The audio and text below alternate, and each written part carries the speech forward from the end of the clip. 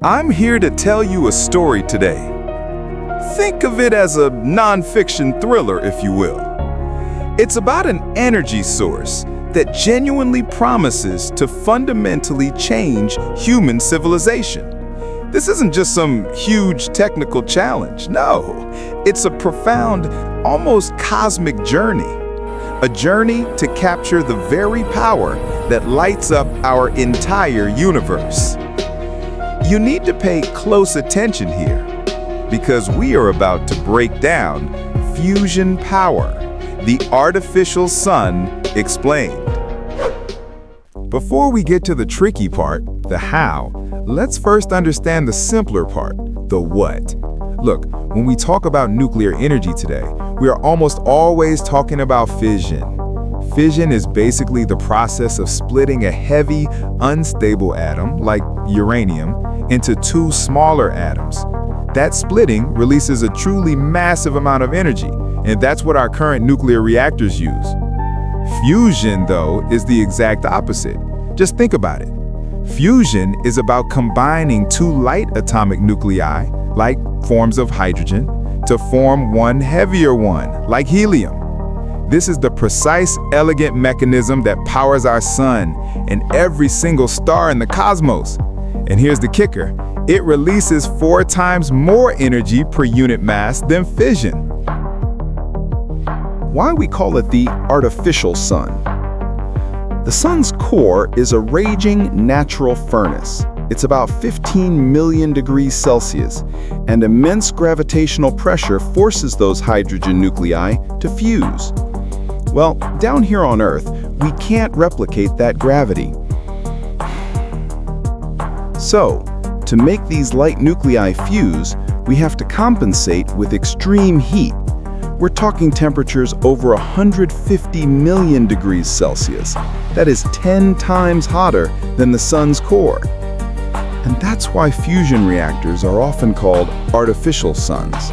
They are incredible machines right here on Earth, designed to create and control a star-like environment. The fuel, deuterium and tritium. The fusion reaction that scientists are focused on uses 2 isotopes of hydrogen, deuterium and tritium. Deuterium, D, is found abundantly in regular seawater. To be honest, for every liter of water, there is enough deuterium to provide the energy equivalent of 300 liters of gasoline.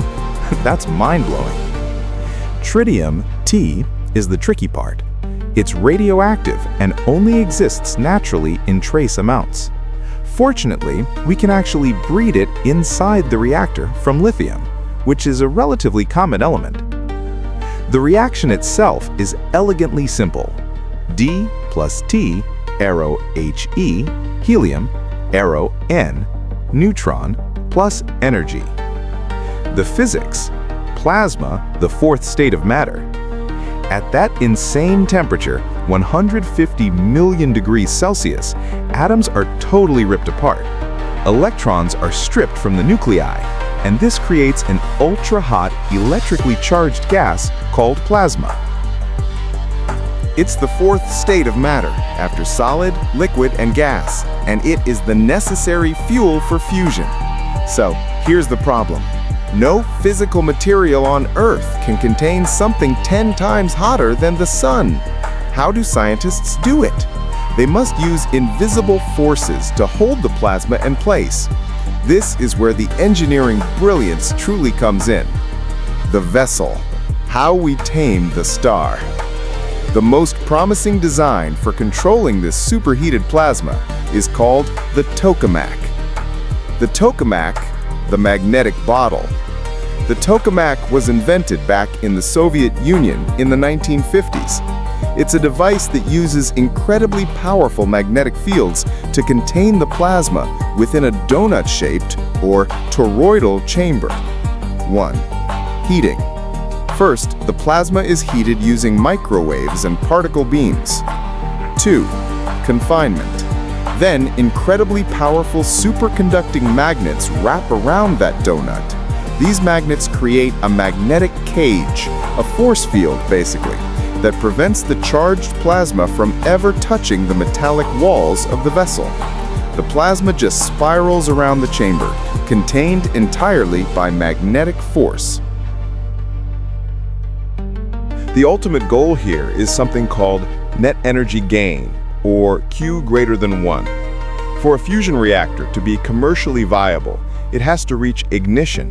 That means the fusion reactions must generate more energy than the energy needed to heat and confine the plasma. The economic and psychological promise. Why bother? Just think about it as an economist. The pursuit of fusion is driven by an absolutely incredible potential return on investment. And psychologically, it offers a true sense of ultimate security. 1. Near limitless fuel source. Fusion fuel is available globally. It is practically inexhaustible. Deuterium comes from water, and lithium for tritium breeding is also widespread. This completely democratizes energy. It removes all geopolitical reliance on localized fossil fuel reserves. 2. Environmental purity. Fusion is an inherently clean process. It produces no greenhouse gases. The reaction produces only harmless helium. It creates low radioactive waste. Unlike fission, fusion doesn't produce long-lived, high-level waste that needs millennia of storage. The reactor components do become slightly radioactive, sure, but that radioactivity decays much faster, in just tens to hundreds of years. 3. Inherent safety. A fusion reactor is designed to be safe by physics, not by human intervention. If any of the containment systems fail, say a power cut or the magnets stop working, the plasma simply cools down. The reaction stops instantly, in a matter of seconds.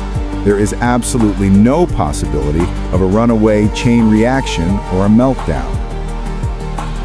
JET and ITER. To be honest, the scientific world is on the very cusp of a major breakthrough. JET, the Joint European Torus, located in the UK, is the world's largest and most successful operating tokamak. In 2021, JET actually shattered its own world record. It sustained high-power fusion for 5 seconds, generating a total of 59 megajoules of energy. That was a critical step in proving the science works. ITER, the International Thermonuclear Experimental Reactor, under construction in France, is the most ambitious energy project in the world, backed by 35 nations.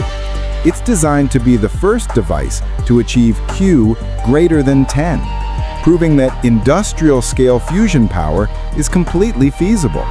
It's expected to begin its operational phases in the coming decade. Conclusion. So, fusion power isn't a fantasy, is it?